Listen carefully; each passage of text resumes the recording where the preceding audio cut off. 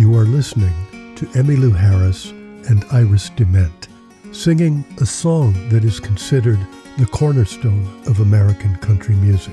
Its name is Wildwood Flower, and it was made famous by the Carter family, the first family of country music.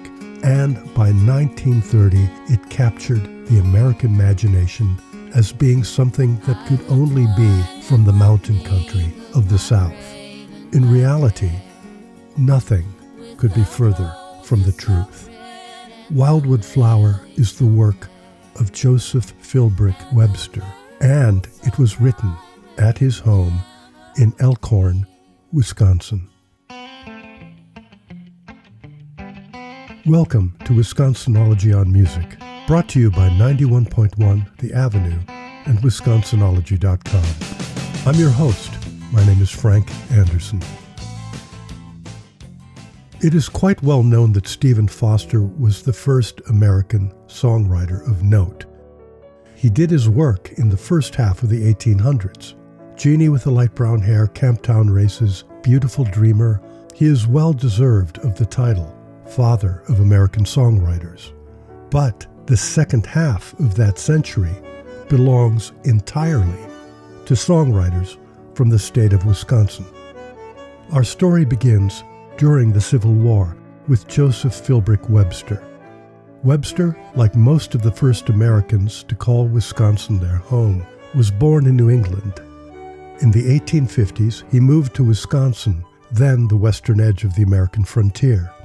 His first big success as a songwriter was Lorena in 1857.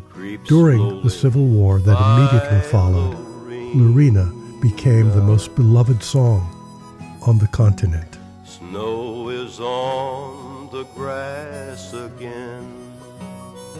Johnny Cash, an in-law of the famous Carter family, my favorite interpreter of Joe Webster's music. Webster would write two more big 19th century hits, The Wildwood Flower, its original title, I'll Twine Mid the Ringlets, and this song, considered ground zero of American gospel music. We can see it afar. The Sweet By and By, the great hymn of that century, arguably the best-known Christian hymn ever written, and Mark Twain's least favorite song. J.P. Webster died in 1875. He's buried in Elkhorn. You can visit his house and maybe soak up some of his hit-making vibes.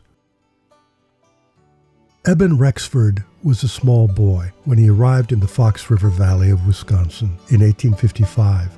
He grew up in Ellington in Outagamie County. He went to Lawrence University in Appleton, and while he was there, he wrote this song. The year was 1873, and it would become the most recorded song in American history.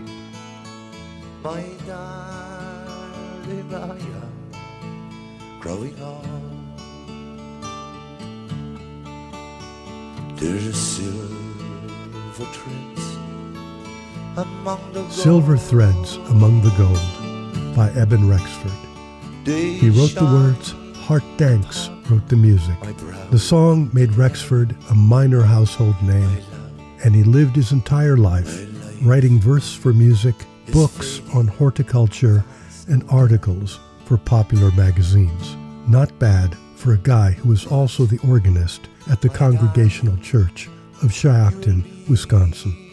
The final songwriter in this Wisconsin triumvirate who dominated the second half of the 19th century has the distinction of writing the first million-selling piece of sheet music in American history. Its sales ultimately reached in excess of 5 million copies, making it the single greatest-selling piece of sheet music ever. The writer is Charles K. Harris of Milwaukee.